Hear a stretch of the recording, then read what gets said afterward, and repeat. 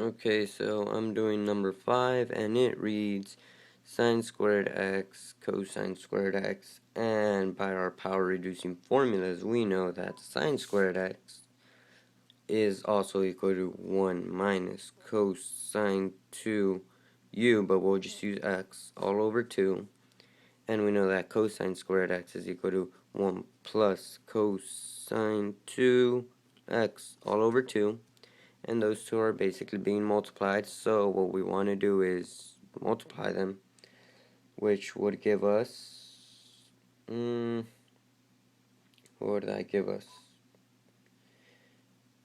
Okay, that gives us 1 minus cosine squared 2x. Remember, we're just squaring the cosine squared. We don't square any of this. The 2x, we leave that alone.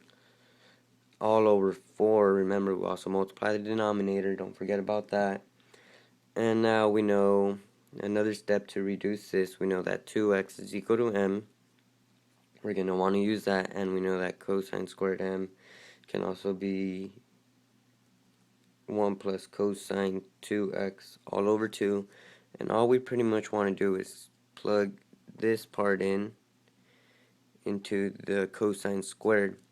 So we end up getting 1 minus 1 plus cosine. What is that? Okay. Plus cosine 2m. Don't forget that we plugged in the m for the 2x, and that's all over 2 over 4, everything over 4. And we want to get this along with this, so we get a common denominator.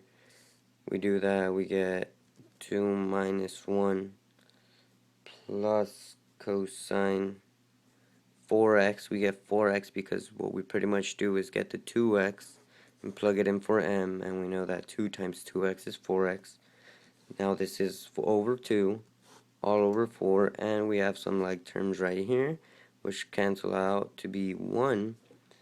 And what we could do here now is get rid of this part of the other fraction, multiply by the reciprocal, 1 over 4, and then the top pretty much stays the same, 1 plus cosine 4x, and 4 times 2 is 11, just kidding, it's 8, and that pretty much gives us our answer, 1 plus cosine 4x all over 8.